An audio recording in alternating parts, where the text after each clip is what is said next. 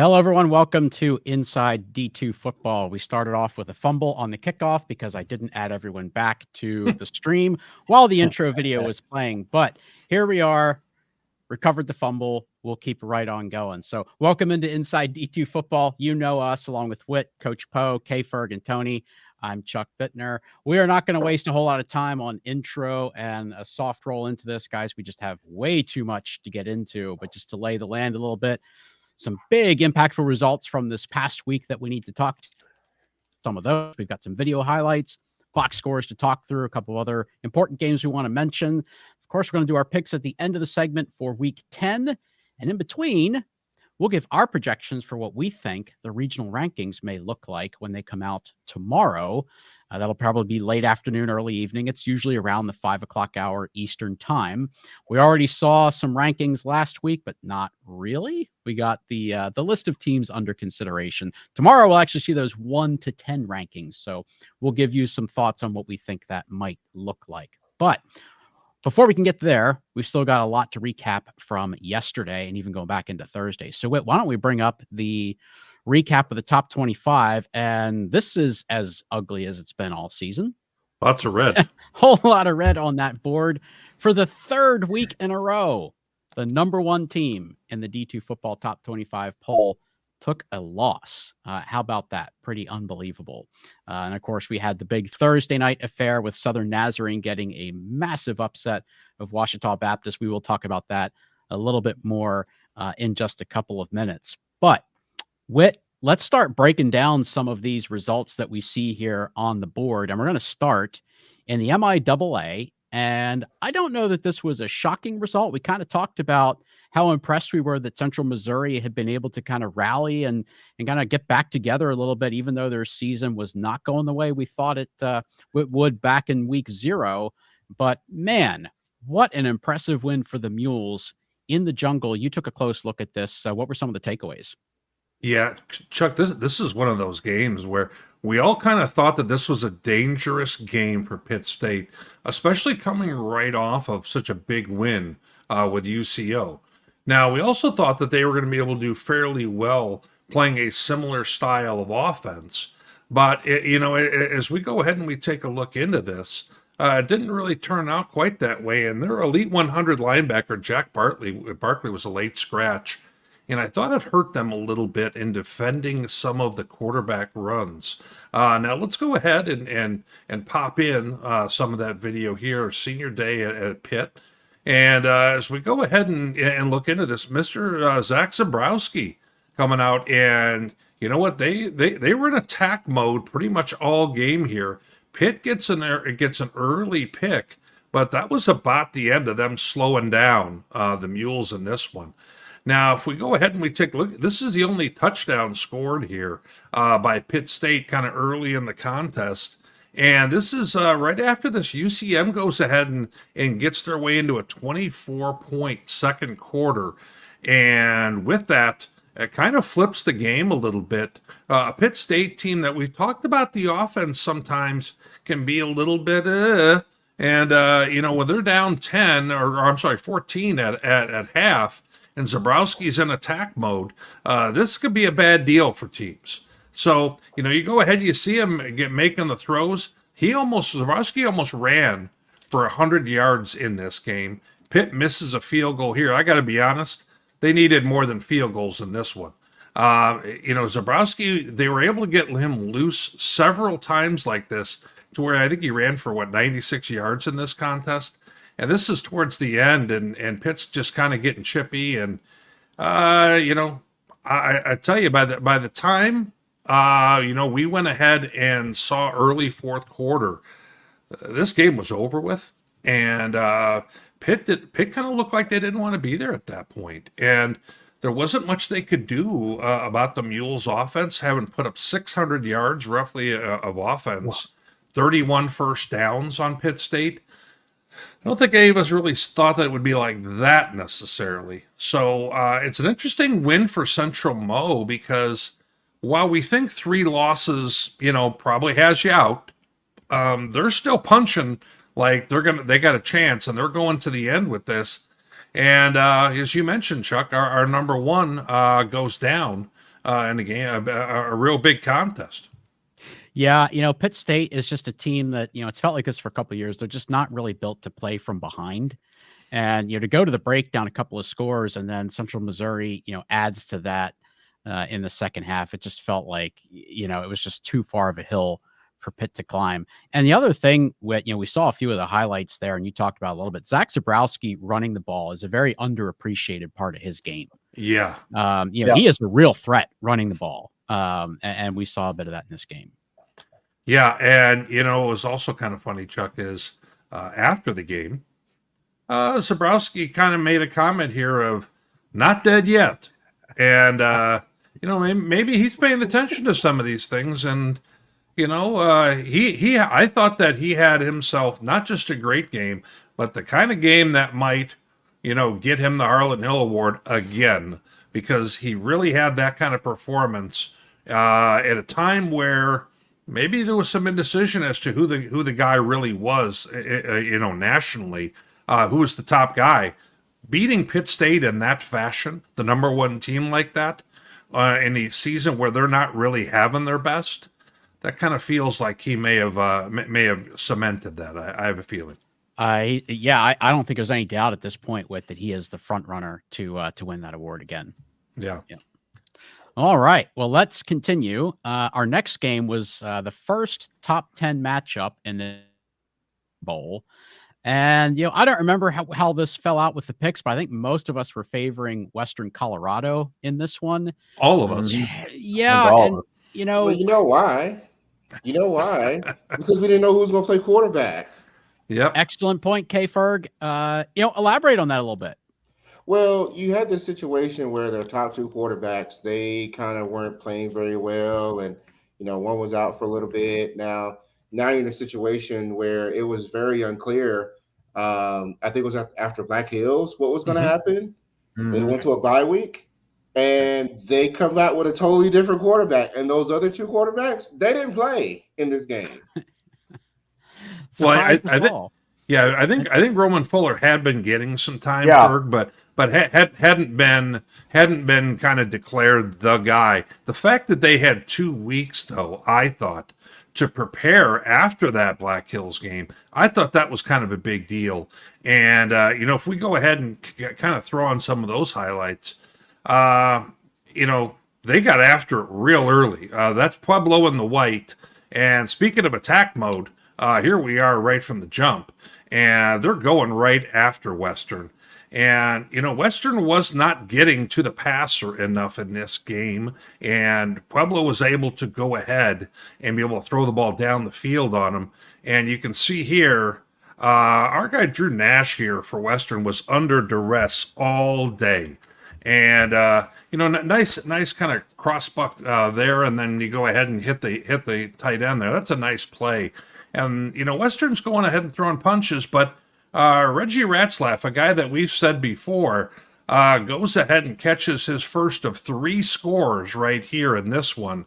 And it's got a guy we haven't talked about much lately, just because they've kind of had some of that situation going on. And all of a sudden, Pueblo's building a nice lead here, 24-7.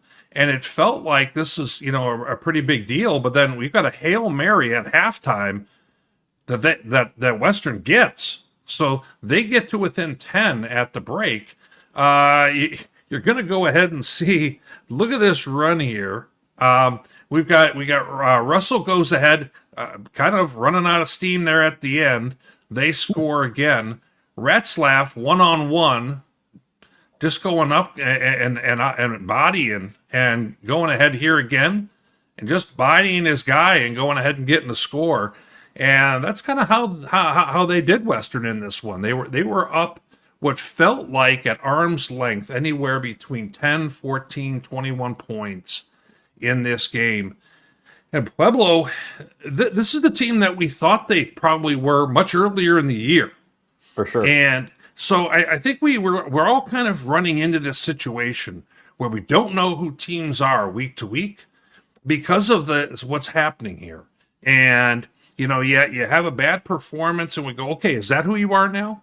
And I think it's really become difficult. And, Drew Nash, still goes ahead and they go ahead and have plenty of offensive firepower in this one, but he was under duress a whole lot in this football game. 5 times he's sacked, and Roman Fuller, goes ahead and they give him the reins full time, it looks like, and he had a tremendous game in this one. Yeah, not really the defensive showing that I expected from Western Colorado in this game. It was really a lot of pressure on Drew Nash, as you mentioned. And he still put up a lot of numbers, but as you said, a lot of pressure on him. I expected that to happen the other way, and we'd see a lot of pressure on the Pueblo offense, and it just didn't really play out that way. 10-point final margin, but really it felt like Pueblo won this game pretty convincingly. Yep. All right, let's go to the Lone Star. This was a pretty highly anticipated match, one of the few night games that we had yesterday. Battle for first place. K-Ferg, dramatic finish to this one, but also very much the defensive game that we kind of expected this might look like. Well, it didn't. If you looked at the very first play in this one, you wouldn't have thought so because, Angelo comes right out and gets the ball to Zeke Freeman and streaking down the field, 75-yard reception there for touchdowns. And it was kind of a back and forth, especially going into the second quarter. You kind of saw where, Central did get a field goal, and then, Kennedy McGill running in for, that score there. And what's really interesting here, Angelo scored all 17 of their points in the first half. So they really had to sort of pin their ears back in the second half to really win this game. They had some really good lengthy plays, but at the same time, Angelo went one for 9 on third down. Right. And you kind of see here as the game went on, Central has a tendency to really just take their time getting down the field. And they just chewed up clock on this very last drive, as you kind of see here, as quarterback sort of rolling out there and bullying his way further into the red zone. Particularly noteworthy. So Flanagan's running in, and they've got a decision to make here. They're on the road, right? 33 seconds left in the game. What do you want to do here? Do you go for the win or do you go for the tie? I thought they were going to go for the win, line up for the 2-point conversion, but they ended up getting a false start that pushed them back. And what ended up happening, they said, okay, we're going to kick it from the 8, tie the game up. Well, that just went way to the left. So, if you're Central Washington, the one thing that really stands out is you definitely had, you outgained Angelo, 373 to 291. You converted way more third downs in this game. You held the ball for 37 minutes. Right. And you lost the game. And there was one other thing that wasn't really shown. There was an interception that Angelo got when Central was just outside the red zone. And so, all of these things sort of pile up and swung in Angelo's favor. And that's not what you want to do if you're playing a team like Angelo, to sort of let them linger around. Yeah. Yeah, for sure. And I think it would have been the right call to go for 2 there. And I think that they fully intended to do that. And I know the coaches really disputed the false start penalty. I didn't see exactly what the refs saw and what they called, but I know the Central coaches really were not happy about the way that was called there. And obviously it took them out of a chance to go for the 2-point play there. And then we saw how that worked out. So a tough way for Central to lose that one on the road. All right, to the SAC in Super Region 2. Every once in a while, a game goes exactly the way we all think it's going to. Now, we talked about Western and Pueblo, did not, but this one, Justin, this one actually pretty much went the way a lot of us read it. How did it play out? It did. We talked last week. If you watched the show last week, talked about that with that Wingate defense. Were they going to step up? Were they going to play in a tough place to play at Lenoir-Rhyne? And they did. So if you watch this game, it was 14-0 at the half, Wingate, and you really felt like they were taking the game over, right? You see a long touchdown run here. Brooks Bentley was 23 for 38 for 248 yards for a touchdown and 1 interception. Evan McCray, 10 catches for 140 yards for the Bulldogs and 1 touchdown. Brings a little bit of an explosive element to the Wingate offense that we haven't really seen in recent years. And you see right there on the touchdown reception, makes it 14-0 in the second quarter. Don't hold your breath, though, guys, because Lenoir-Rhyne, they make a comeback here in the second half. They score 10 second quarter points. You see the big run here. And Jalen Ferguson ends up with a 19-yard rushing touchdown here for the Bears. But Ferguson was 16 of 34 for 119 yards and the interception. Throwing the football makes up for it here on the ground. And for the Bears, only touchdown. Diari Rogers, receiver for the Bears, did not play. He was a late scratch. And defensively, guys, we talk about that defense, that Wingate defense. They stepped up when it was time to step up. Marquise Fleming had 6 tackles, 2.5 tackles for loss, and a sack. They held Lenoir-Rhyne to 4 of 16 on third down and 175 yards of total offense. So a big play, a big stand really for that Bulldog defense all day long.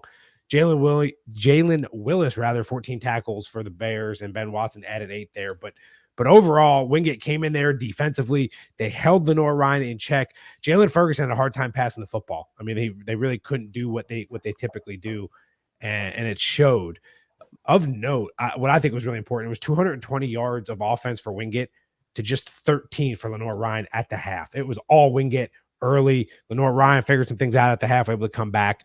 Lenoir-Rhyne was scoring 25 points per game, guys, held to 10 points again by that tough Bulldog defense. Wingate's averaging 30 points per game. So Lenoir-Rhyne's defense is no slouch either. And I think they proved that here today. A couple things I think Wingate needs to figure out, though. They missed 2 field goals in the ball game. And we saw them miss a couple field goals earlier this year if you watch that Carson Newman game.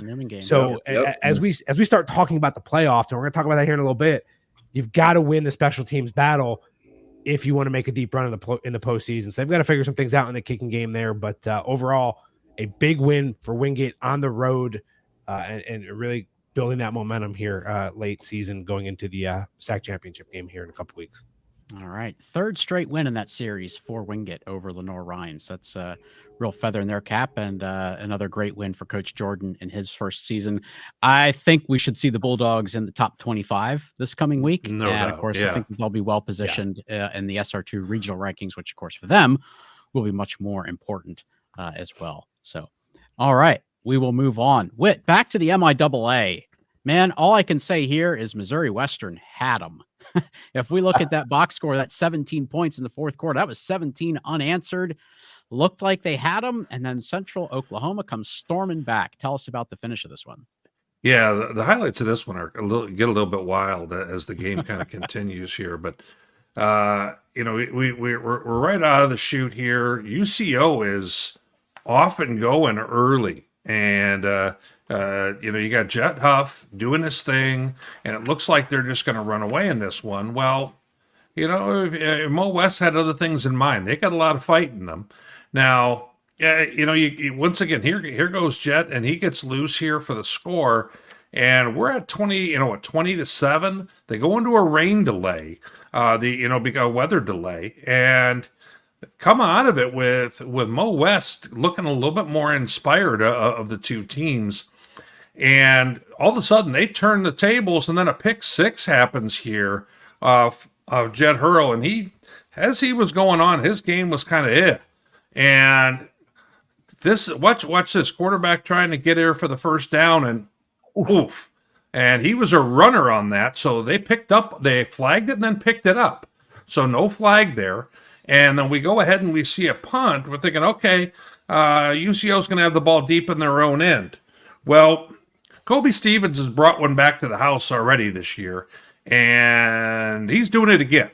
So this all of a sudden becomes a little bit of a problem for Mo West trying to finish out this game. Now, they end up not putting Jet Huff back in the game. They have Dawson Hurl, veteran quarterback with them, who started before. He marches them down in a hurry, and they go ahead and get this little tush-push for the score with 13 ticks left. We go to overtime, and Nikki Quevedo, who's kind of struggled a little bit this year, kicks the game winner, and UCO truly escapes St. Joe with a 37-34 win. And it makes you wonder, of course, UCO wins this game, but Jet Huff was 12 of 28. 2 picks, one goes the other way for a touchdown. It almost had another pick 6 on kind of a bubble type throw. And I'm wondering if, he's had the last few games. He hasn't quite had the success he's had earlier in the year. So I'm curious to see what happens there. But at the same time, they go to 8-1, UCO does, and that's really all that matters at this point. And with that, they're still thick in the playoff hunt. Yeah, with all the weapons they have, Kobe Stevens on special teams has been a difference maker in a couple of games this year. And no doubt that punt return was the play of the game for the Broncos in that one. Yeah, no doubt about it. All right. So I think that gets us through all of our box score and highlight games. Let's throw it back to Thursday night. We actually had 3 games on Thursday night. All of them involved ranked teams. This was kind of just supposed to be taking care of business for Ouachita. Tigers come in 8-0. Top 5 team in both of the major polls, playing down and out 0-8 Southern Nazarene. Southern Nazarene have been close a couple times this year, to give them some credit. They were winless, but they have been close a couple times. But as an 0-8 team, you are not supposed to go to a top 5 team on the road Thursday night and beat them. And that is exactly what the Crimson Storm were able to do. I watched this whole game, and it was no fluke. They simply outplayed them. They outworked them. They kept creating opportunities. And Poe, to the point you made about special teams, field goal kicker was 4 of 4. They took points when they could get them. Those 4 field goals ended up being the difference. I don't even have the words for what kind of an upset this was. Right. It's hard to even put it in the right kind of terms, but man, it was a tough loss for Ouachita. I think everybody there was stunned, but it also it felt like it was building up to that the whole game. You could kind of just, even watching it remotely, you could kind of feel the tension a little bit. You could hear the nervousness from the broadcast team. They actually even said it's officially time to get nervous. And it most definitely was. And just a remarkable result. It got mentions on all kinds of national media just because of, the magnitude of, an 0-8 beating an 8-0. So remarkable result there. And obviously it has a big impact on those regional rankings that we're going to talk about here shortly. Whit, the Brandon Meisner T-shirts, well, not just T-shirts, but lots of different articles of clothing that fans were able to purchase. Tony's got his on tonight.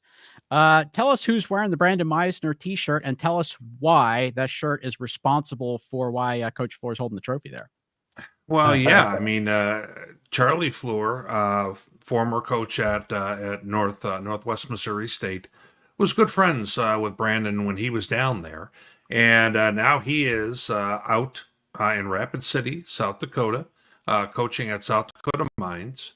And because of the fact that he had the Brandon Meisner D2 shirt on, he was able to go ahead and get the Eagle Rock Trophy home there with the Hard Rockers as they beat Chadron State. So big win for them. And, we're going to show a few others, folks who happen to be wearing that shirt. And everybody had just kind of received theirs right before Halloween or right around that point. And, we just want to give out, show some love to Coach, and also a real big win for his squad.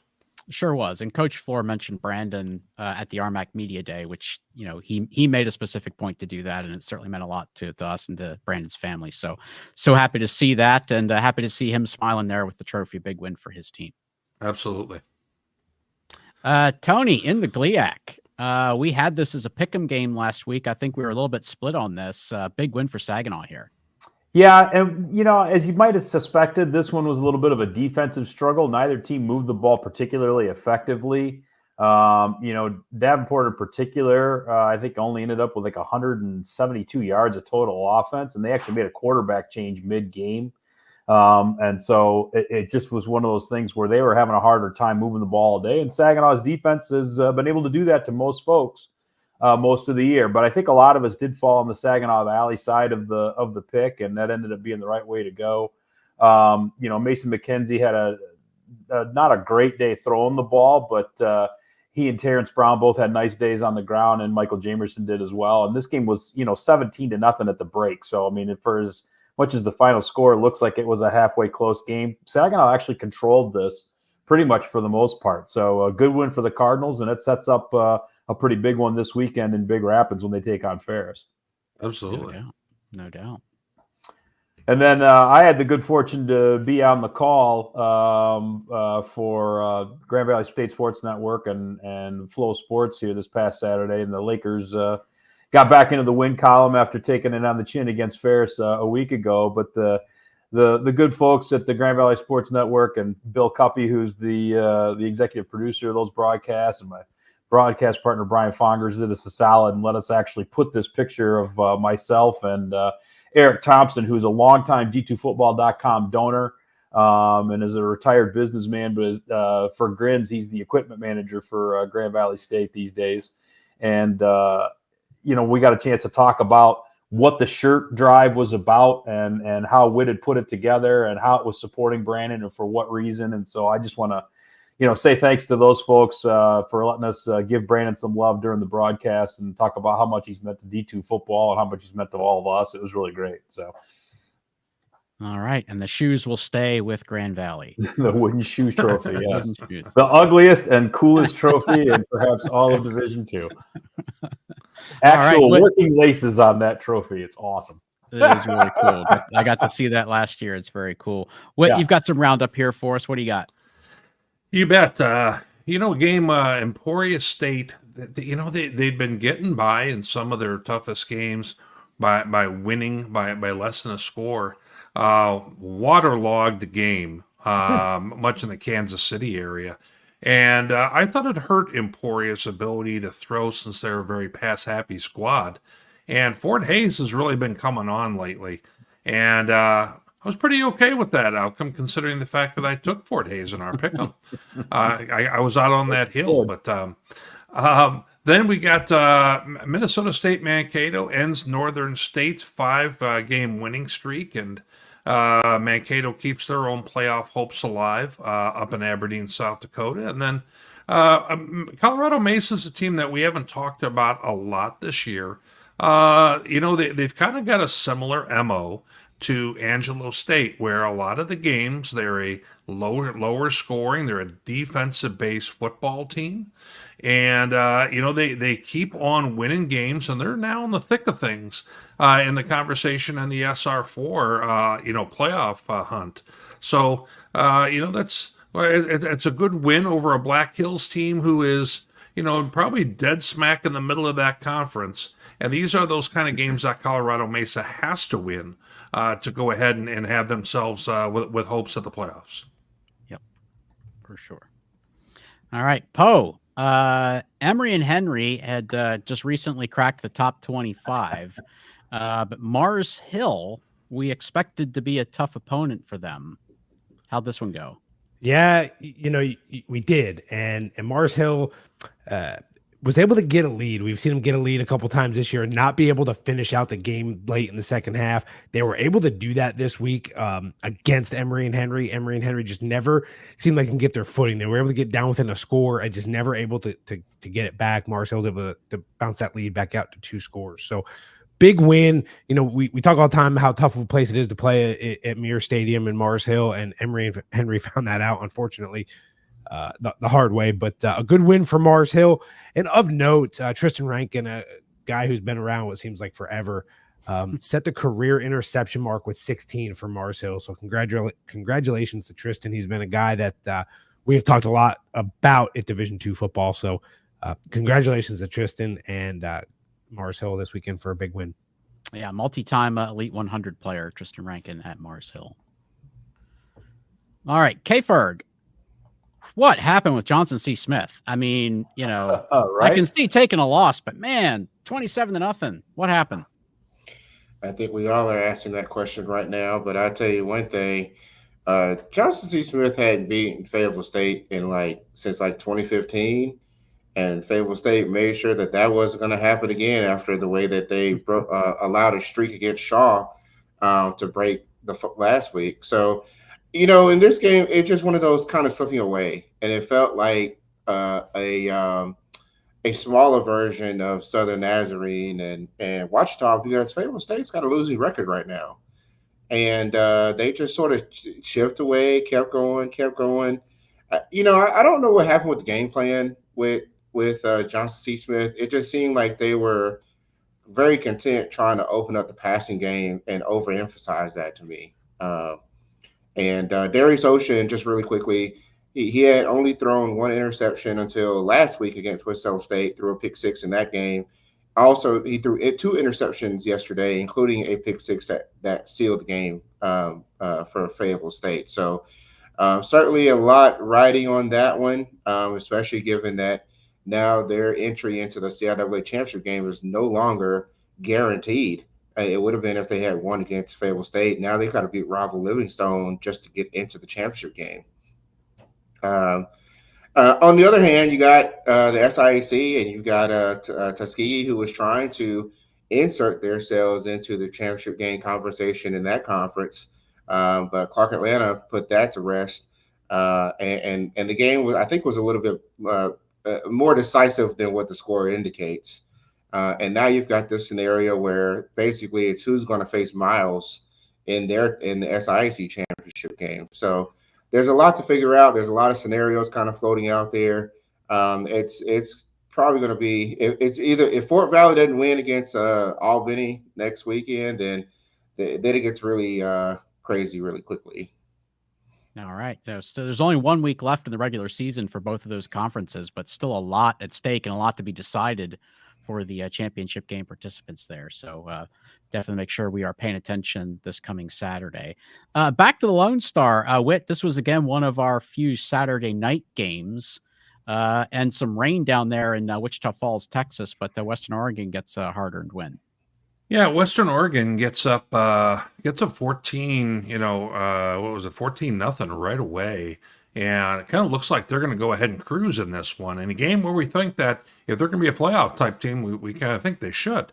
That's not really how this one went. And actually, Midwestern had a touchdown call back late. Otherwise, this game could have gotten a little bit for, the Wolves. But, as you go ahead and you look at this, they keep winning. And that's really what they need to do in Super Region 4.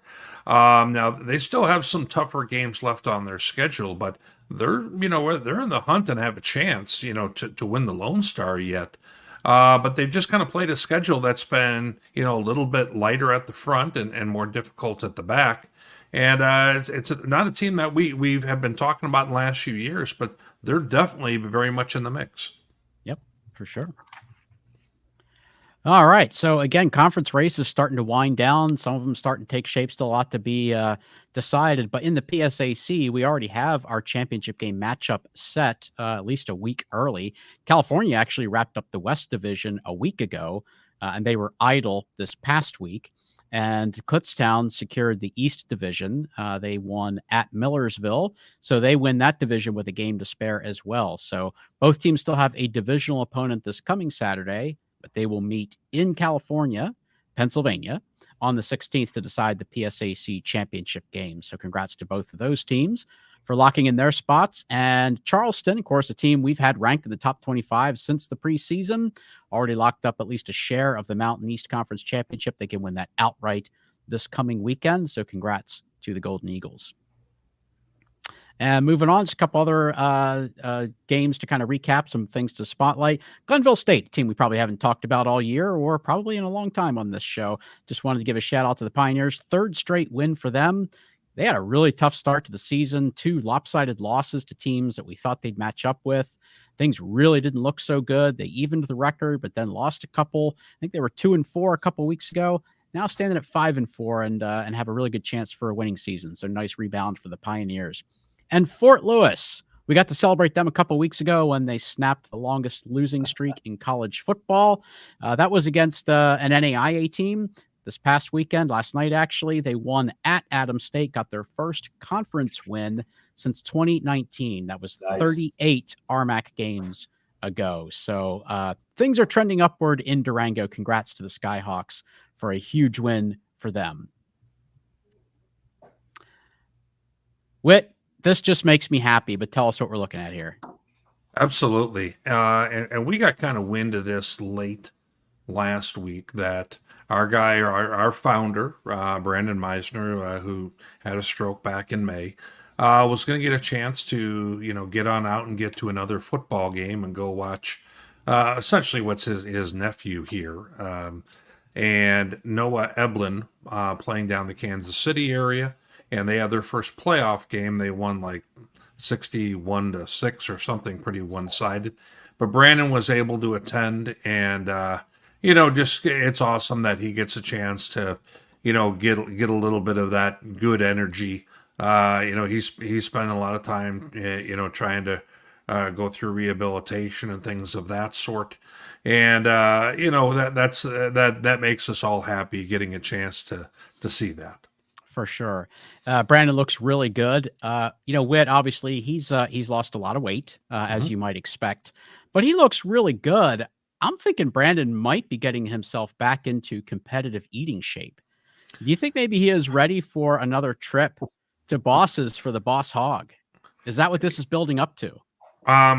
As we did that contest literally 1 year ago, because it was the week of the Key to the City game in Sioux Falls, between Sioux Falls and Augustana, I could see the look in his face about 15 minutes into it, Chuck, that it was something like never again. So, I don't think that we're going to have to worry about that. But, once again, folks, our sponsor for the show, Boss's Pizza and Chicken, up in the northern Midwest, they're still looking for folks to go ahead and open locations. Information on their website. If you want to go ahead and have interest in that, make sure you mention that you heard about it on our show for certain.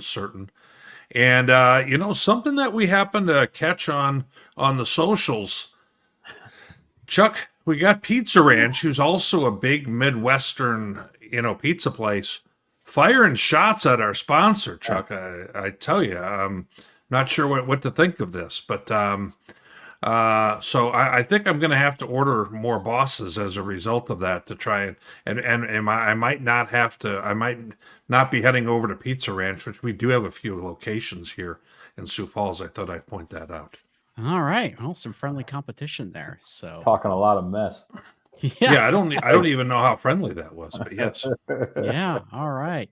Well, let's move on to some conversation about the regional rankings. So obviously we kind of teased this a little bit. We got the first look at the teams that are under consideration last Monday, and that's literally just here's the 10 teams in each region that would make the ranking, but in no particular order. Now we get a little bit more serious, and tomorrow we will see the first 1 through 10 rankings. So Whit, before we kind of break down what we think that might look like in each one of these regions, do we have a little bit of an opportunity to kind of just re-level set for some folks that are a little bit newer to this, some of the real basic stuff? We're not going to go deep on this. I know some of you have been around a long time. It takes a long time to go through all the criteria and talk about it, but can you give us some bullet points for anybody that might be a little bit new? Well, exactly. We could do an entire show, Chuck, on just this. But at the very bottom of the screen, I want to kind of reiterate that, for those who are brand new to this, the top 25 polls have no bearing on who makes the playoffs. They're not a part of the selection criteria. Only D2 games count. Margin of victory is not tracked. There is a new measure that's, you see some in red there for the KPI, the Kevin Paga Index, in which margin of victory is one small component of that, but we don't even know, honestly, how much that KPI or the performance indicators are really going to be utilized. We haven't seen much indication of that with performance indicators in the past. So if we really want to, get down to this, the area up in yellow up above, your winning percentage, in addition to your strength of schedule, are the main components that really make this up. And you'll see in a moment on our other slides where we have in yellow an area highlighted. That's kind of the main component. But then they're also going to take a look at how good are you against teams over 500. Kind of teams that you would be seeing in the playoffs potentially. And how good are you against some of the top 10 teams in the region. So that's kind of a quick, jog through, Chuck. And with that said, we're going to kind of go right into Super Region 1. And Chuck, I'm going to let you kind of speak a little bit to the breakdown that we have as our own, D2 football 1 through 10 as we see it. Yeah. So first of all, let's do a real quick level set, and also a shout out. I want to say a lot of what you're going to see is with the assistance of Inkblot Sports for all of the data that he compiles. Of course, you guys all know Inkblot. He's in the chat right now. Yep. You've probably all been to his website. A lot of the data that we're referencing, a lot of data that we're using to come to the conclusions that we have, that's with the assistance of Inkblot Sports and all of the data that he compiles. So huge thank you to Inkblot Sports, and a huge tip of the cap for all the work that he does to make that data available. So what we're looking at, Whit, is kind of how we think with all that data and all the metrics that the committee has, what they likely will come to for a 1 to 10. And we've actually thrown in a few extras in there that we think are kind of just on the outside, could end up landing on that 10 line. I think the top of this bracket, or the top of this order in Super Region 1 is pretty easy. Charleston, of course, 9-0, Kutztown at 9-0. Those are your top two teams right now. Charleston does have an advantage at this point in strength of schedule, and they're pretty even on a lot of the performance indicators, or Charleston's a bit higher. And they both have 4 wins over teams that are currently over 500. Now, Kutztown's going to get the benefit of playing California in 2 weeks. I don't know if that's going to be enough to swing it in their favor. Charleston's got a couple of games to play. One of them is a boat anchor in the SOS. They're going to hurt them a little bit. So hard to tell how that's going to play out. California and Slippery Rock at 3 and 4. California, of course, has the head-to-head there, so that's a pretty easy way to slot them into those positions.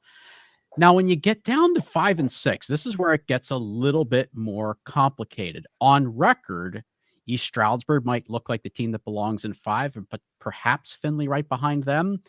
We're thinking that Ashland's going to get the nod there, Whit, because if you look at the strength of schedule, considerably higher there for the Eagles, and those 3 wins over teams that are over 500. Those are some really good assets that I think kind of offset the fact that they have the additional loss there. We'll see. The committee might apply this much more simply and just say, here's our 0 loss teams, here's our 1 loss teams, and here's our 2 loss teams. I think if they really go deep on this, it should be Ashland at 5, and then we've got East Stroudsburg and Findlay. Now, we're still 2 weeks out, but the important thing to know, we've got New Haven there at the 8 line. New Haven is the highest ranked team out of the Northeast 10. Where they're at right now, if this was the final 1 to 10 rankings, that would be enough to get New Haven into the final spot in the playoff field through the NCAA's earned access rule. So very much still in play here for the Northeast 10. And there's a couple of teams that are still in position to maybe get that, but this is kind of already trending towards an earned access bid for the Northeast 10. That's kind of how this is shaping up. And the one thing that's really important to remember about that, we already saw this last year. If that Northeast 10 is in the field through earned access, they must play at a number 2 seed. So just something to keep in mind there as well. So, Whit, you and I spent a lot of time talking about this. So there's some things that you remember from our conversations that I didn't hit on here. Well, I mean, if we take a look at this, I think that this, in the overall scheme of things, might have been the easiest super region to kind of work through. Keep in mind, if you're on that 7 line, like Findlay right now, you're not in because New Haven's going to get that spot. So keep those kind of things in mind. Now, this is right now nothing more than a projection. And at the same time, this is the snapshot week by week. So don't fall in love with this like it's standings, because everyone's resume changes week to week. So if you were number whatever this week and all of a sudden you win, but you're not as high as you were before, well, welcome to how this works, because this changes week to week, and it's like having a brand new resume every new week. So that's kind of the biggest thing I think of when I look through this. Yeah, and we'll go a little off script here and just pull up. So Inkblot actually is projecting Kutztown would have the higher SOS by the end of the season. Sure. So if they do both finish 11-0, don't be surprised if there's a flip there by the end of the year. Exactly. Well, and one thing too to point out here too, Chuck, not to belabor it, but New Haven's on that 8 line right now. If for some reason somebody from the Northeast 10 doesn't get onto that 8 or 9 line, then they don't get that earned access spot. So it's not just an automatic. If a conference isn't represented, you still have to be in the top 9 to actually get that access. Yep. That's right. Yep. Yep. Great point, Tony. Thank you. Yeah. Okay, Ferg, you want to make a point yeah, here? Would you have Ferg? Yeah. Yeah, I was just going to mention Ashland at the 5 line because the one thing I also look at is that 500 and over record, a 3-2 looks really nice as well when you compare that and their strength of schedule. So I mean that makes sense. And I just also want to throw out that it's not the first time that the Northeast 10 has had to get in via earned access. So Hardly. this is yeah. I just kind of want to throw that out for history. Yep. Hardly. So, all right, let's go on to Super Region 2. Now, this gets complicated right at the very top because you only have one undefeated team in this region, and I kind of feel like the committee is likely to look at that and say we have one 8-0 team. Everybody else has at least one loss, so we're going to go Valdosta as the top spot in the rankings. But Whit, it really might not be that simple because when you look at the teams behind them, Wingate, Johnson C. Smith, both have a loss, but a pretty big difference in the SOS there. And Wingate has, there's 3 wins over teams that are over 500. Johnson C. Smith has 5. So this one kind of gets really complicated right off the bat. Chuck, this is the one where we figured we could see it either way come tomorrow. Valdosta, honestly, could be as low as 4 come tomorrow. Yeah. And the reason why is because their SOS is not very high. They have 2 wins over 500 or better. And, the committee's not going to look at this and say you've beaten anybody else on the page even. So that said, I originally had, Wingate as number 1. And then Chuck and I kind of talked about it and we went back and forth and said, okay, the Valdosta seems like the safer pick right now.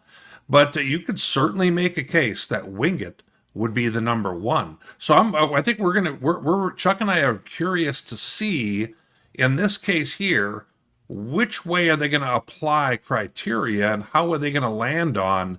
Because I think it's really going to tell us stuff going forward, or at least we think it is.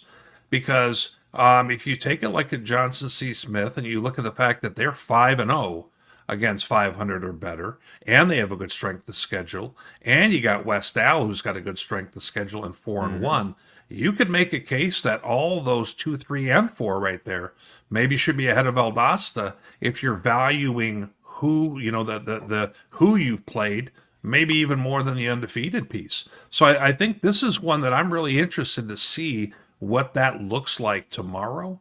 And Chuck, as we move down, if I'm not mistaken, Emory and Henry was going to be a little bit further down, but they have the head-to-head with Lenoir-Rhyne, if my memory serves me correct. Right. And but at the same time, like Ferg, we were just talking about earned access a moment ago, and Miles is kind of about where we thought they would be when we got to this, Ferg. We talked about it a few weeks ago.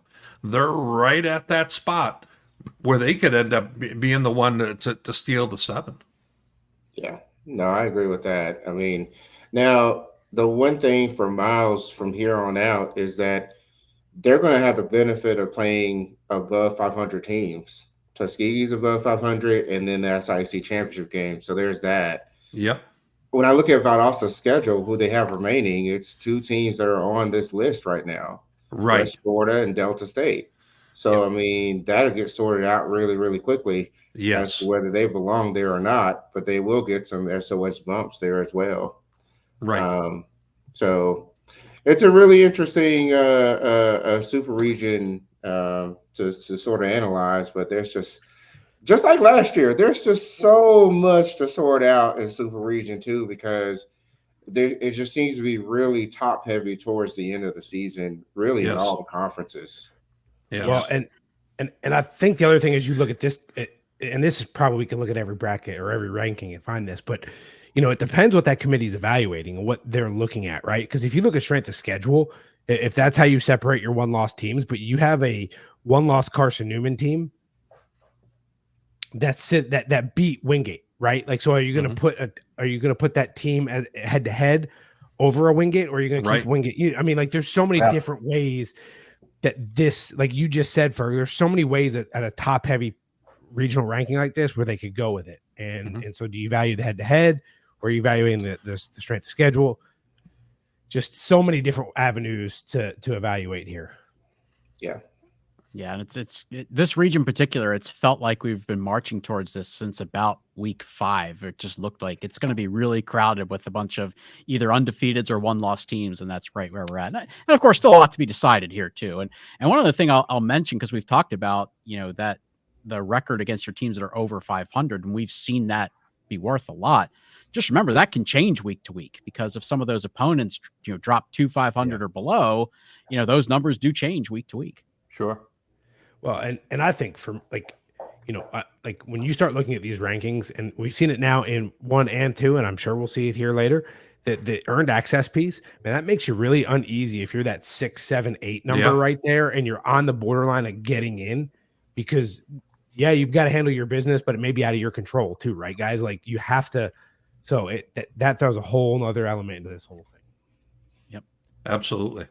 Well, now, Chuck, we get a chance to move to SR3, where we have a lot of people in the comments from SR3. So get ready for there to be some fireworks there.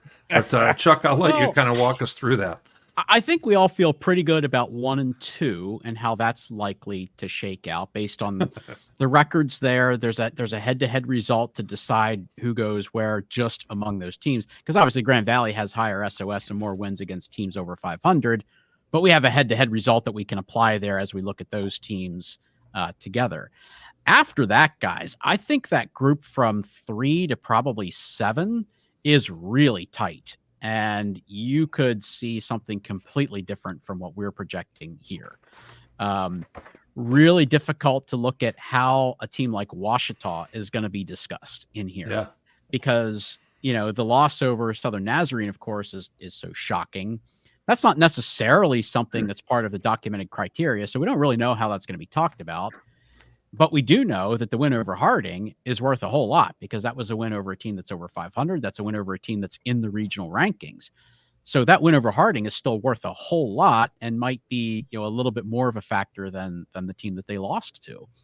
So we kind of think Ouachita probably falls right there around the 4 spot, but it's really tough to see how they shake out. And obviously with that head-to-head over Harding, if they kind of fall right in line there in that 4-5, 3-4, whatever it is, we'd likely see Ouachita a position higher. Whit, I think the one that's really interesting is Pittsburg State, because, we had them as the number 1 team in our opinion poll. They, of course, would have been quite a bit higher. The loss that they had over the weekend puts them down into a very precarious position. Yeah, and Chuck, I looked at Pitt originally and thought, what, there's even a chance that they may have them higher than Indy. Even though they have 2 losses, having a high SOS, and, they've got some more high-end wins that maybe they could, because I don't know how well, if you're kind of the worst conference in a super region, I don't know how that works in a meeting where you're trying to get your teams in, that type of thing. But in this case here, I think Indy still ends up being right around that 6-7, and the GLVC would get a spot in nonetheless. And but Pitt is that team. We weren't sure if 2 losses is going to get you in. It's obviously going to get you in, is our thoughts. That's kind of how we feel about this, because there's still plenty of big games to be played for Central Oklahoma. For Ferris State, they play Saginaw Valley, who's got a very good defense. That's not going to be a picnic. And you also have the Battle of the Ravine coming up with Henderson State and Ouachita. And Ouachita, has got a little bit of a situation with some injuries. So all those things are kind of jumping out to me at that bottom portion where teams are trying to get in. I think the team that I wouldn't be shocked if Fort Hays State, given some of their big wins, their strength of schedule, them being 3-3 against 500 or better, I wouldn't be shocked to see them on the 10 line tomorrow, maybe even the 9, because they have a head-to-head over Emporia. But it feels like they're the wild card trying to get in at the end of the line, Chuck. We kind of went with more we thought were going to be some safe, possibilities for tomorrow. But don't be surprised if Fort Hays State's on the page tomorrow. Yeah, I think that's possibly a little bit of a reach, Whit, but I agree with you. I would not be shocked because of the strength of schedule and some of the wins that they do have on the resume. There was a lot of conversation in the chat. I've been trying to read some of it in regards to the GLVC and Indianapolis. And I fully expect Indianapolis is going to be in the field and should be in legitimately. I don't think earned access is going to come into play here unless they take a loss that we just don't expect. But remember, because of the earned access we talked about, as long as they're in the top 9, and Indy will be in the field. But I think if they win their games, they're top 7, and earned access should not be an issue in this region. Yeah. Right. And beyond that, even once they're in, those bottom 5 can go anywhere anyway. So, I mean, where they would even be seated is kind of immaterial. And I think the idea that you're going to have a one-loss team in this region, yes, the GLVC's reputation is not the same as the other 3 conferences, but the idea that they somehow would still be on the 8 or 9 line to have to get earned access, I find that enormously difficult to believe. Right. This region is just incredible to me, though, guys. When we look at it through the lens of, you had 2 teams that more than likely would have been the 1 seed going into their games this weekend and couldn't find a way to get wins. It just now it turns everything into this free for all over the last couple of weeks because, I mean, you look at all the games where Ouachita basically now is in playoff mode. Yep. Because if they drop that Battle of the Ravine, now they're going to be sharing 2 losses with Henderson. Henderson's going to have head-to-head.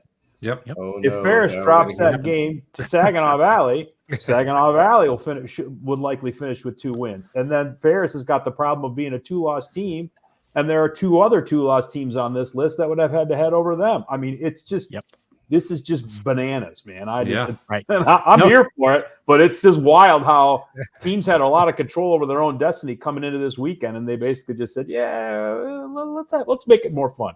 Yeah, nobody is.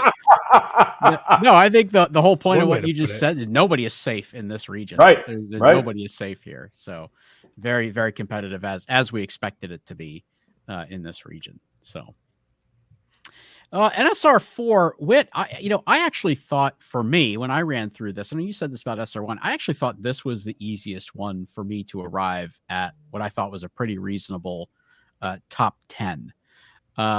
Pueblo getting the big win over Western Colorado, we think puts them into that spot. Of course, if Western had won that game, they'd be the only undefeated. Pretty easy to put them in there. But at 8-1 with Pueblo and the high SOS and the wins over teams that are over 500, they seem like a pretty safe bet for number 1 in this region. Now, after that, Western Colorado taking that loss, they kind of become, precarious here. You'd think maybe they could still be a 2, but I don't think so because that SOS below 500 does not compare well when you look at Augie and the things that are on their resume. And we've talked about Minnesota State and just how difficult their schedule has been. You look at their 5-2 record against teams that are over 500. Scanning through all of the results, Whit, I think I only saw a few other teams in the entire country that even have 7 games against teams that are over 500. Right. And the Mavs have 5 wins. So when I look at that, I think that bumps Western Colorado down to 4th. And then we've got Angelo State in there at 5th as the highest team out of the Lone Star. And, Sioux Falls' team, we've mentioned them here and there, but we haven't talked about them a whole lot. All of a sudden, you get down here to the end of the season, heading into that Key to the City game, the Cougs in a pretty good spot to make the playoffs if they can win that. Yeah, I mean, with them being all of a sudden 4 wins over 500 or better, you take a look at we've looked at each super region so far. 4 wins there, pretty nice. Yeah, and you could almost make a case that Sioux Falls may even be on the 5 line ahead of Angelo. But we didn't want to, go quite that step. And, when we were taking a look at if we had all things equal between Angelo and Sioux Falls, because they're very similar. If you go all the way left to right and you went to, like, for example, performance indicator, Angelo's about a full point higher almost. So Angelo, he probably gets the nod. And as we continue to kind of move down the page, Central Washington, we just watched their highlights earlier. They're 2-2 against 500 or better. That doesn't, hurt you or gain much for you either way. But a 1-loss Western Oregon team we have all the way down at 8, Chuck. Why do we have them all the way down there? Well, if you look at the strength of schedule, it just doesn't stack up with some of the other teams that are in there, and only one win over a team that's currently over 500. So, Right. yeah, the record is good. They're 6-1. They've been a very good competitive team. But when you look at all the metrics combined, they just don't stack up with some of the other resumes that we have currently. Now, Chuck, the other thing is people kind of move down the page. Colorado Mines isn't in our top 10. That just at the initial optics of that are, ooh, what do you mean? They're 7-2. Well, they don't really have much to hang their head on, do they, Chuck? They don't. When I first did this, Whit, I had Mines at 10th, right behind Mesa, on the 9 line. And, you kind of brought to my attention that you had Bemidji at 10th. And, I'll freely admit, I kind of dismissed Bemidji. They've kind of been out of sight, out of mind for me because, they lost a couple games early in the season. It's been a little bit of a long road back for them. But, again, when we look at all of the metrics in totality, over 500 in SOS, they have 3 wins against teams that are over 500. Mines does not have a win against a team that's currently over 500. That could really hold them back. Now, again, we're looking at the bottom half of this bracket where these teams are really kind of on the fringe. They're going to need help to get in anyway. But, Mines has been in the playoffs, how many years in a row? We're used to seeing them in the playoffs. Probably worth preparing yourself if you're an Ordigger fan that this may not be a year that you get back into the playoff bracket. The wins that would get you in there just are not there yet this year for the Ordiggers. Well, Chuck, they do. They happen to be in our pick'em this week, and they've got themselves a chance to play their way in. And you know what? At this point in the year, guys, I'll be honest. I don't think that there's much more than a team could ask for than having a path to be able to make the playoffs and having that in front of you here. And frankly, Colorado Mines, I think, probably does, because that would be a huge win over the team that we're going to see in the pick'em here. But we're not going to give that away just yet. Yeah. No, you're right, Whit. That would put them right back in the conversation. Well, speaking of conversations I like to have, just go on. Ferg, I'm glad you kind of got things back on the mark, because if we take a look, Ferg, it had been a little while, but you had over 500 in the picks. Now Justin still somehow ends up leading the mix. I've checked the math twice. It's correct. I thought for sure we had to have something wrong there. But let's go ahead, guys, and jump into what we have first, which are our games of interest. Got to be real frank with you. Not maybe the most, shine on this group of games as we maybe have had in recent weeks, but there's some interesting ones. And, as I move through, Ferg, we got Fayetteville State. Can they go ahead and can Lightning strike again? And can they get another team with Winston-Salem as they're trying to make the playoffs? I mean, it's very possible. The Fayetteville State certainly has the defense to do it, and they kind of have the air show. We used to know Fayetteville State as a running team, but they've really have just gotten better over the last couple of games, and they can put up points in a hurry. So if you're Winston-Salem State, you've got to figure out a way to get your running game back after what Johnson C. Smith did to you. Now, Winston was just on a bye week, so it'll be interesting also to see how they come out of that too. But and it's homecoming on top of that, so you cannot lose at homecoming. Bringing some energy there. In rent. Now, some people may say, why do we got North Greenville 4-4 against West Florida? Chuck, North Greenville's kind of been a sticky team in the last few weeks with some of the best teams, haven't they? Well, they're a tough out. They typically are. They're a tough out, and this is a win that West Florida needs to kind of stay in contention. So not an easy opponent there.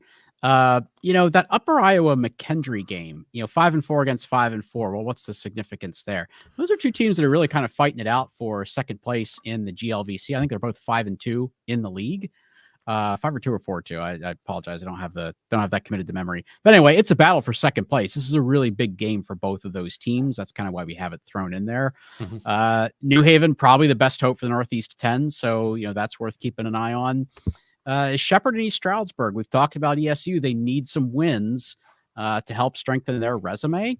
Obviously, they'd have to win this game at Shepherd, but what the Warriors really want is for Shepherd to lose this game, obviously, but win next week. And they really need Bloomsburg to win one of the next 2 games to get a winning season, because then that's 2 teams who finish over 500 for the Warriors that really help them out. So if you are an East Stroudsburg fan, Bloomsburg beating Shepherd last week was really good for you. Well, it was good for some other people too, but yeah, it was definitely good for East Stroudsburg. On to the Super 7. And we're going to start it off with the key to the city game. Sioux Falls, the resurgent Sioux Falls Cougars, and the Augustana Vikings. Augustana 7-1 in Division II competition. USF 6-2, and we go ahead and they play for this key on one side, USF, the other side, Augustana. If I'm not mistaken, I think the count is 8-3 Sioux Falls, but I haven't had to jump into my Northern Sun pod yet this week, but I'm going off the top of my head, so feel free to come get me in the comments. But I will be going last on this one. I'm going to let Coach Poe, what's the dragon behind you have to say about this one? It says Augie at home. Okay. Poe coming out with Augie right away. Ferg, where are you going on this one? I'm going to go with Augie as well, particularly with their defense. Okay. Tony, which way are you heading, my friend? Yeah, I really, really want to pick Sioux Falls in this game, but my worry is it just feels like maybe they've overachieved in a couple of different spots in this season. And so I'm kind of with Ferg. I think Augie's defense is the difference in this game. Chuck, I think I know which way you're going, but I'm going to ask anyway. Wait, I don't for a moment think that you don't have that record committed to memory. And Sioux Falls has had the upper hand here. I have picked against Augie quite a bit in the pick'em, and they always prove me wrong. And I'm going to do it again. I'm going to go with the coup in this game. Chuck going with the coup. Now, keep in mind, I'm going to get pretty much roasted no matter which way I go on my pick in this one. And my phone will be blowing up within minutes of making this pick. But you know what? Here's the situation. I picked against Sioux Falls against Mankato. I picked against Sioux Falls with Duluth. I picked against Sioux Falls with Wayne State. You know what? At some point, maybe I need to go ahead and have a little bit of belief in the coup. So I'm going to take the coup on the road because they have never lost at Augustana. So I'm going to take the coup to go across the street and get the win here. Yeah, I think that was, thank you, Ferg. When we say on the road, I mean, it's like a very short bus ride. It's on the road, Ferg. So let's go ahead. We got Saginaw Valley at Ferris State. Ferg, we're going to start off with you on this one. Ferris. I understand Saggy's defense is pretty good. I get it. But if there's a team that's going to have the punch to get through all that, it's probably going to be Ferris. Tony, do you think do you have Saginaw on the upset card here, or is Ferris just too much, you think? I think Saginaw Valley's defense is very good, and I think when you have the combination of Ryan Brady, who was on that staff and so understands it intimately, and you combine it with Brandon Clayton, who came over from Northwest Missouri, who can help scheme against it, I think that's a pretty interesting combination. For me, the difference here is what concerns me for Saginaw Valley is that in the 2 games that they've played against the toughest defenses they've faced so far this year, which would be Grand Valley and Davenport, Mason McKenzie is a combined 18 of 45 in those 2 games. And if Saginaw can't be balanced enough to be able to throw the ball effectively, that is a big advantage for Ferris State because Trin Chambliss should be able to do that. So This is not going to be an easy game. I think this is going to be a bit of a rock fight. But I think Ferris just has that edge in the quarterback play category, and that's why I'm going to take the Bulldogs. I get you. Justin, which way are you going on this one? Yeah, you know what? Every bit of me, it wants to say Ferris State. Every bit of me. But the defense that Saginaw Valley has is impressive. And I think if they're going to have a chance to win, like they're due for a big win. They've had a couple, they've lost in a couple big games. So they're due for a win. And I think that defense is going to be able to carry them. Defenses travel. They do well on the road. So I'm going to take Saginaw Valley in the upset. Oh, with swinging the big upset card. Chuck, are you on board with him? It's a playoff game for both teams. I don't blame them. I'm just distracted because I'm waiting for Poe's pick on the next game. But there's no history there, is there? This game's gotten crazy a couple times in the last few years. It has. And I could see that happening again. But I do just think Ferris got a little bit of a talent advantage here. I'm going to go with the Bulldogs. Well, I'm going with the upset special. Justin, I can't believe you did that because I was ready to be on the hill by myself. But I think Saginaw may have the best defense in Division II. I said it. Now, that will probably fire up Ferris plenty, and so will my pick, and somebody's doubting them. But you know what? I just kind of feel like Saginaw was right there and had Grand Valley on the ropes.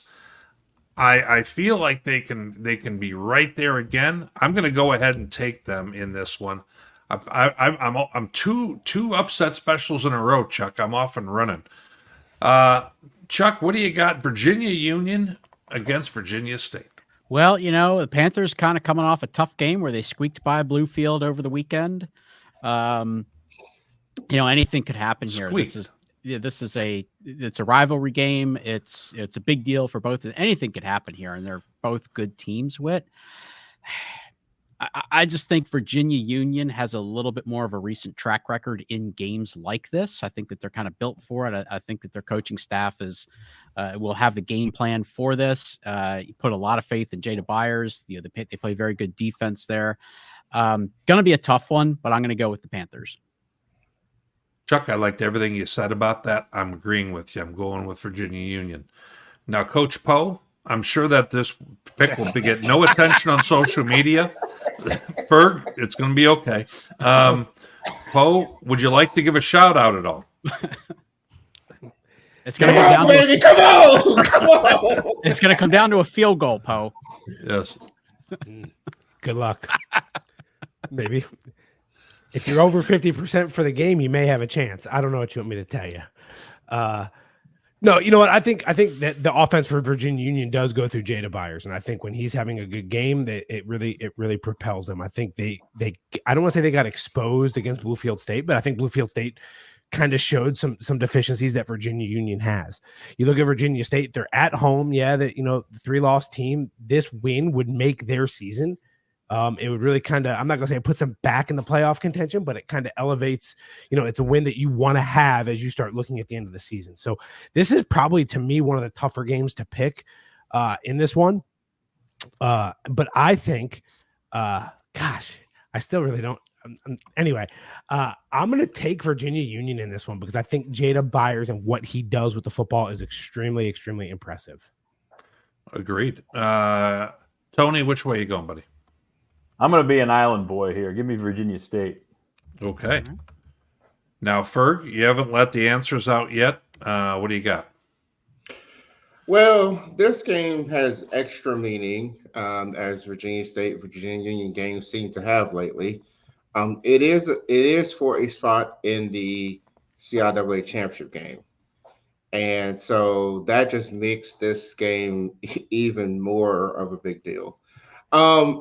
Virginia State has been coming on really strong as of late. Their secondary, especially with KJ McNeil, has been able to get interceptions, stop offenses in their tracks. And they do have veteran signal caller and Ronvella Williams, who can run and who can also pass. But I think Virginia Union is the complete team. I think that they're on a villain streak right now. I feel like after that loss to Johnson C. Smith earlier this season, and what Mark Wright coming in as the number 2 quarterback and has gone with this offense, and the one player I'll say that most people are not talking about is R.J. Vick, the wide receiver, who has done extremely well as the number 1 option in the passing game. It's a complete team, and I think that to me is going to be my pick as Virginia Union. Okay. Valdosta State. Now, no fault of their own. This is their first real tester of the year, if we're going to be really honest about things. The first time they're going to play a team inside the top, 50 nationally by almost any measure. Delta State has lost some games. We thought they're going to win, but they've also, been able to win. They beat West Alabama. So Valdosta State, Chuck, at Delta. How do you see it? It's a really tough one to read because, you can't, as you said, but I think this is one where you can't necessarily just look at those records to tell the full story. Valdosta State has been very impressive this year. I think that they've taken care of a lot of challenges in front of them. They've dealt with a lot of adversity, even though they haven't necessarily had to beat a ton of really good opponents on the field. They've definitely had to face their share of adversity. And I think that they're tested in that regard. I think that they are prepared for this. And I think the Blazers are going to take care of business here and win at Delta State. Tough place to go for them, but I think they're going to win this game. Okay. Ferg, how do you see it?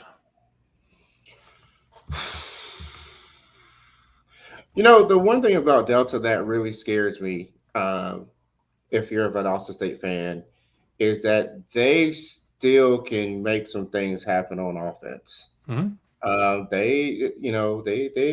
They're quite cunning at that. And they have faced bigger tests. Now, have they always succeeded? No. Would they be ready for this game? Yes. So the one thing that scares me about Valdosta is sometimes it seems like they're sleepwalking or something's going on. So to me, this is probably the hardest game to pick. Mm-hmm.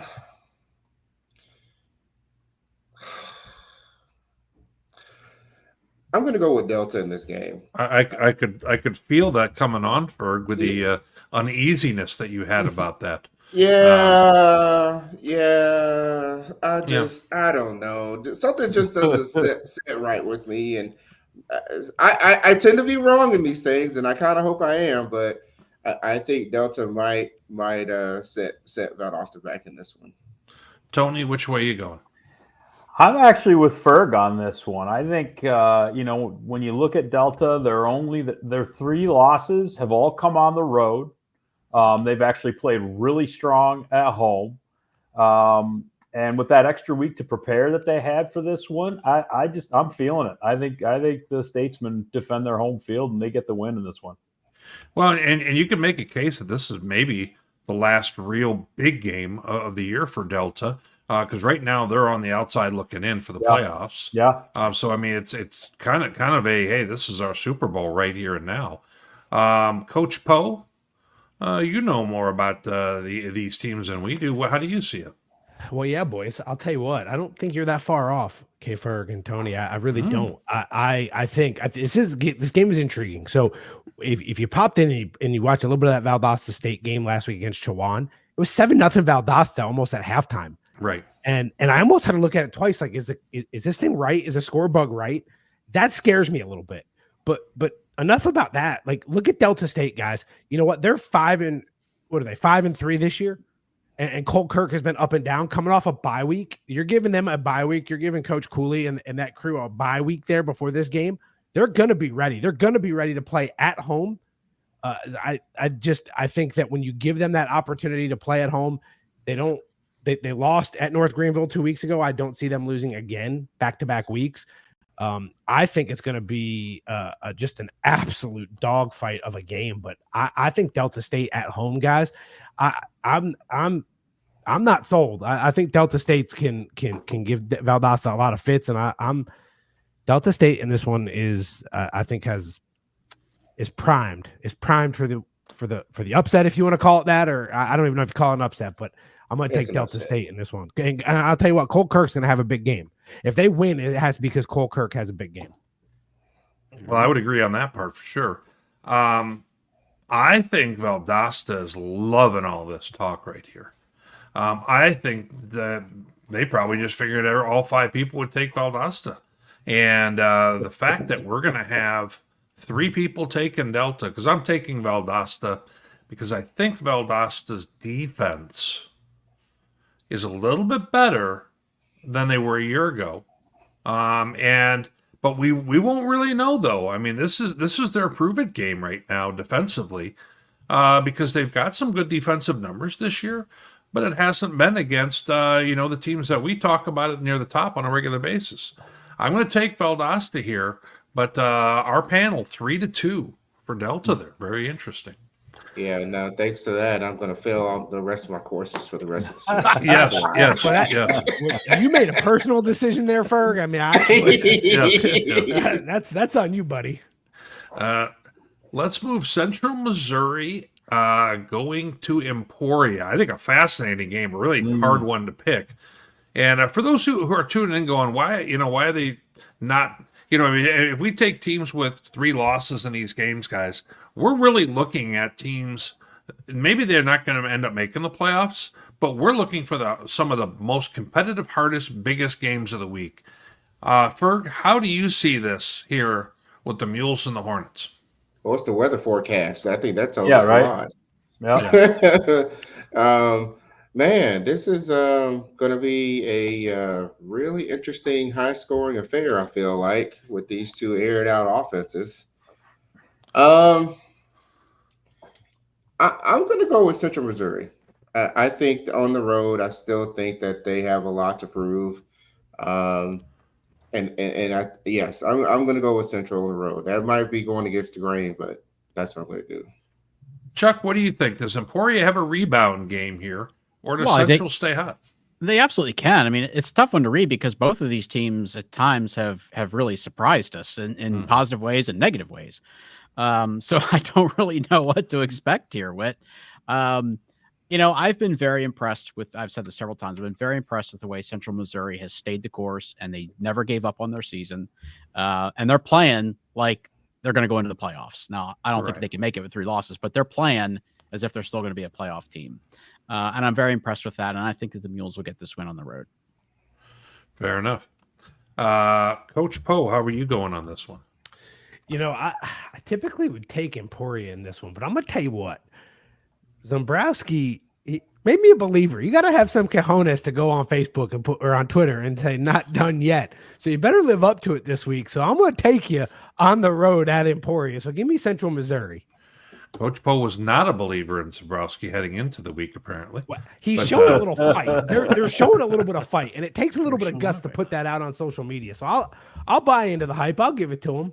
He didn't realize we were going to flash it on the show, but Tony, Tony, which way are you leaning on this one?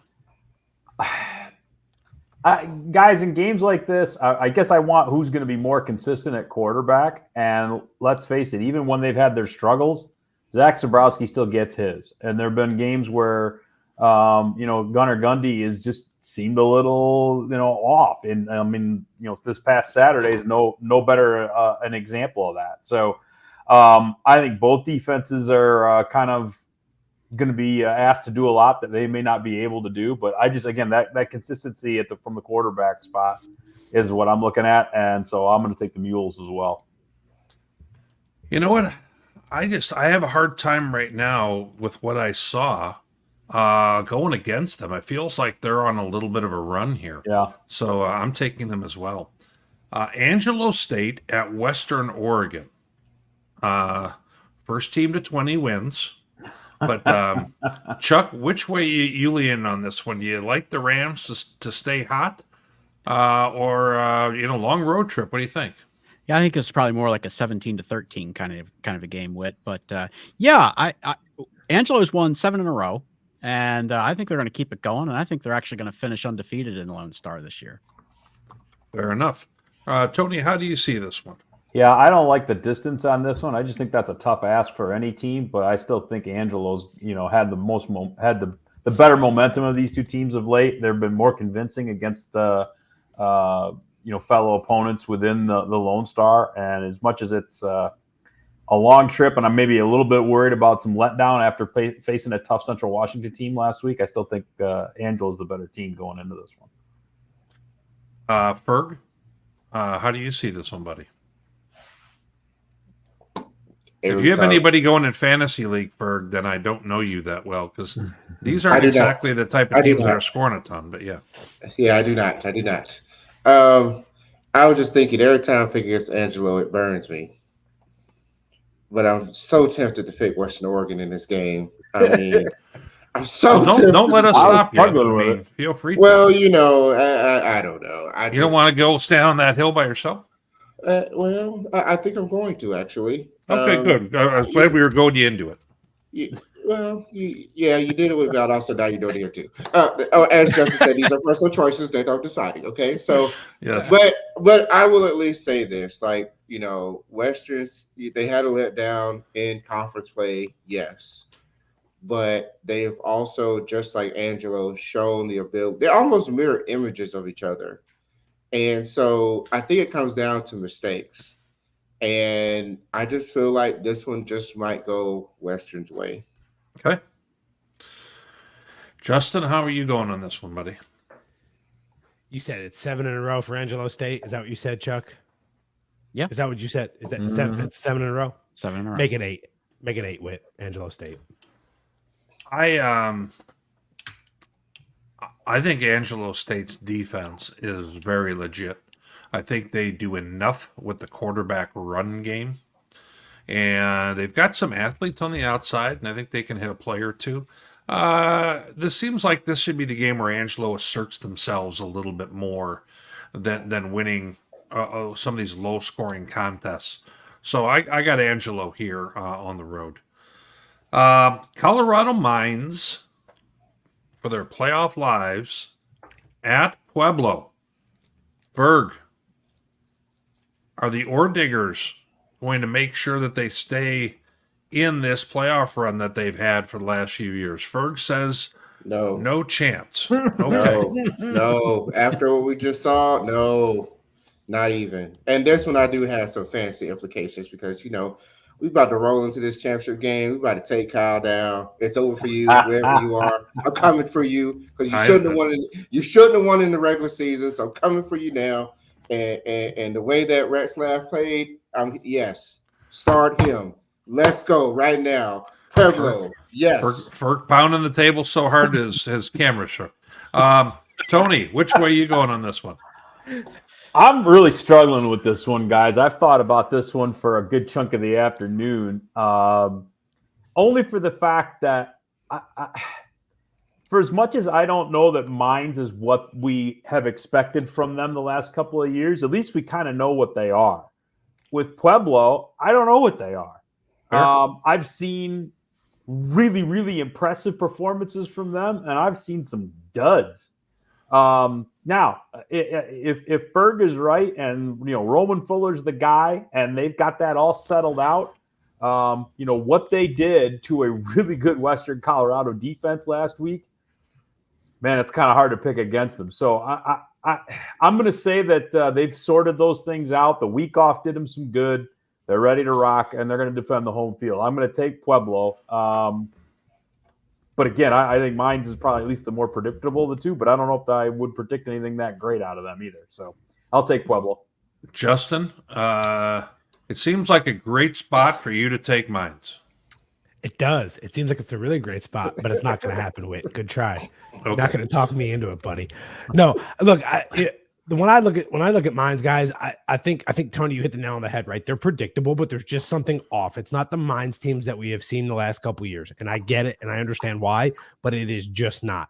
If you look at Pueblo and the way they played this weekend, they played big in a big time game. Mm-hmm. So if they want to maintain that number one spot, right, that we all think that they could be in, or maintain what they've built, hey, you got to win these big games. This is a big game. This is not going to call it a playoff or a must-win game for Pueblo, but it's a game that you expect them to win. So I'm going to take Pueblo at home in this one, guys, and I think it's more what we don't see from Mines and what we have seen from Pueblo.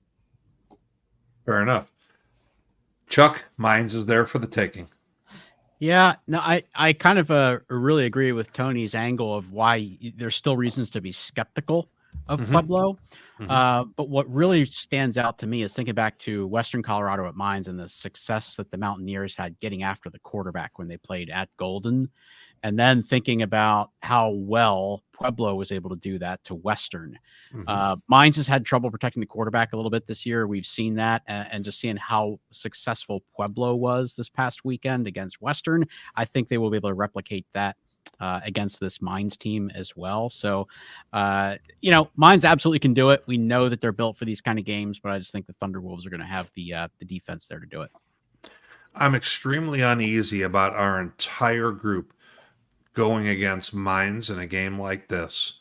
Mines has played this group that they have, and they've got a lot of guys here who have played in a lot bigger games than Pueblo has.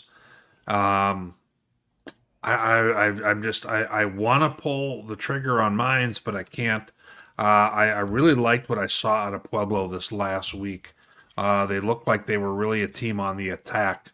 I'm interested to see if they come with that same type of energy into this game, because Mines is a dangerous opponent if they're not. But I'm going to take Pueblo myself. All right. Well, let's go ahead and let's take a look at who helps us out, Chuck. And we got we're not Sports Center, but at the same time, Flow Sports. We got KOAM. We've got RMAC Network. We've got the MIAA Network helping us out, getting some highlights. We know that you guys, as our audience, like to be able to see a little bit from around the country. There really isn't much in the way of seeing that otherwise. So, we appreciate you guys tuning in for that. Chuck, we've also got just a reminder of all of our staff who helps on out at D2Football.com. Yeah, we talk about this every week, so remember to check the website every day for all the new content. And just to tease it a little bit, we're still kind of finalizing the plans for what things will look like. But if you remember last year, we kind of stood up some regional podcast shows for each of the 4 super regions to kind of break down the games just within those regions each week. That was a lot of fun. I think we all had a really good time doing that. We have plans to do that again this year, so stay tuned for that. And of course, all the other columns and podcasts will be out there for you as well through the end of this season. So absolutely. With that, Whit, we are running a bit long tonight, but there was some really good conversation in the chat. Obviously, a lot of people just kind of conversing and debating and arguing with each other. Tons of stuff about regional rankings, but there are some comments in there. So let's go ahead and bring up a few. Definitely think this is interesting. We touched on this a little bit. How do you evaluate Harding and Ouachita based on the fact that Ouachita beat Harding, but then they also lost to Southern Nazarene? I still haven't answered this myself. Yeah. My answer is this, guys. If you look at the way the committee and let me start again. If you look at the criteria that the committee has to work with and the way they typically apply it, quality wins. And I don't necessarily espouse this or agree with it, because I think the criteria is built in a way where the teams have already been measured. But I've always seen traditionally the committees reward quality wins more than they penalize teams for bad losses. So the fact that Ouachita beat Harding is going to have a much greater impact than the fact of who they lost to and what that circumstance was. That's my opinion of it.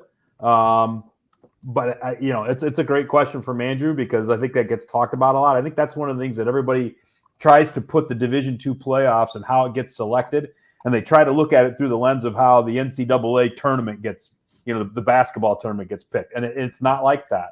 A bad loss, there's really no criteria for that. I agree with you, Tony. I agree with you, and in a lot of cases, sometimes it's to your advantage if your loss is to a team that's not necessarily in the playoff picture, because there isn't like a head-to-head result that they have to try to account for. So I tend to agree with you. I think having the quality win over Harding is probably going to help them more than losing to Southern Nazarene hurts them. I'll throw this up there. K-Ferg, with Johnson C. Smith losing, what does this possibly do then for the CIAA's chances of getting 2 teams into the playoffs? Well, it may not do anything in the long run. Right. If JCSU wins the CIAA championship game, then that's Union losing to the same team, assuming they get in, or even Virginia State for that matter, getting JCSU is beating both of them. So if they beat them twice, they only get counted once against them. You really need a combination of Virginia Union and Johnson C. Smith to get to the championship game to have a chance at 2 teams, though, I think. Winslow State's resume just isn't enough to get there, losing to those teams ahead of them. And Virginia State, they're not going to have it either, losing to 3 teams. So it's those 2 are bust at this point, and I can easily see one hosting and one on the road. Yep, agree. Matt wants us to put Ferris at number 1 so that they can fall victim to the curse. So, I like your thinking there. I guess we'll see tomorrow morning. I get you on that. Are you going to put Wingate into the top 25? Very fair question. I think the Bulldogs have definitely earned it. I think they'll be in the top 25 this week. We'll see when all the ballots come in, but I think the Bulldogs will be in there.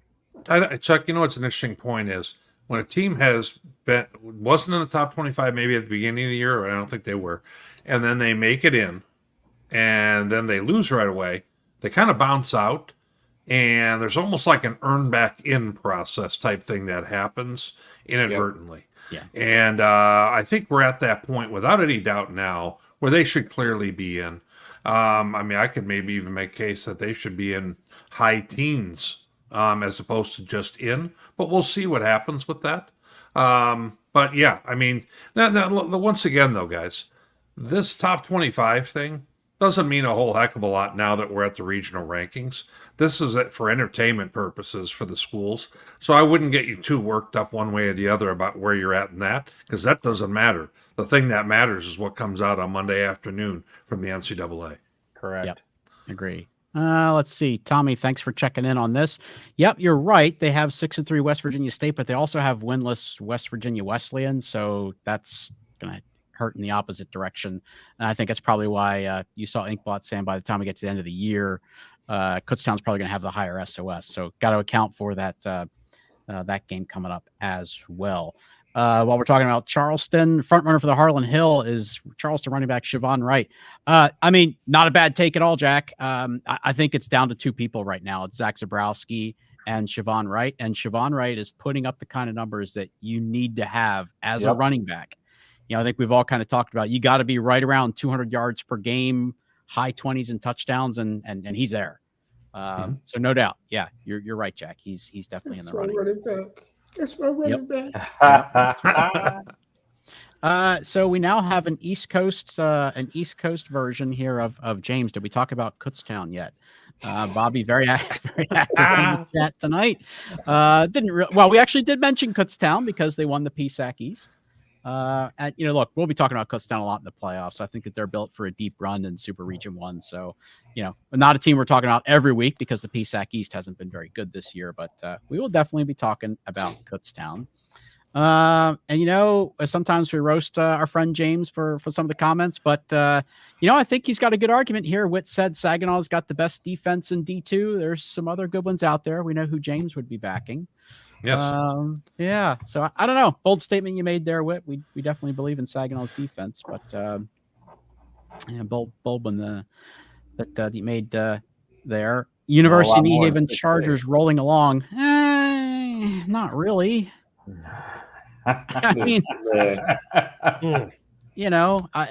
look like the best team to get in, but no, they haven't really been rolling along. There have been some bumps along the way. I think they'll probably make the playoffs, but right.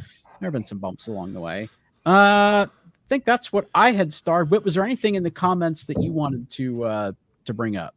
Yeah, I did see there was a mention here. Does Augustana have a chance at a 1 seed if they win out, and if Mines beats Pueblo, or would there need to be some other pieces? I think Augustana. Keep in mind they play Sioux Falls this week, so that would be a huge win for a team that's trying to make a top seed. Matter of fact, you could make a case that if Augustana wins that game, Pueblo beating Mines is not as big a deal because one of them is going to be regionally ranked, the other one may not be.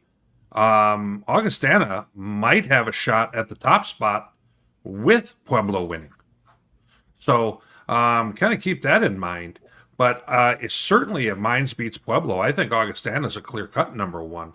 At that point, they've beaten Mankato. They would have beaten Sioux Falls at that point. They'd be in a real good spot. That's kind of my take on that. Yep, I agree with you, Whit. All right, well, guys, we're a little bit long tonight, but we had a lot to get through. We had some really good conversation. Obviously, when we get to this time of the year and there's regional rankings, there's just a whole lot more to talk about and discuss and debate. So, really appreciate all the participation. Really appreciate all the viewership tonight. Just looking at some of the numbers, even as we're doing this, really good viewership tonight. So that really does mean a lot to us. Thank you all so much for tuning in, for sharing the videos. That means so much to us. Really thank you for all the participation in the chat. I know we can't always bring up all the questions and comments, but we really like to see all of you conversing with each other. It's great to see all of the activation and all the participation. It just makes this community so much fun to be part of. So for the guys, for Tony, Whit, Coach Poe, and K-Ferg, I'm Chuck. Really appreciate you guys watching. Tune in throughout the whole week on D2Football.com, and then we will see you right back here next Sunday night for Inside D2 Football.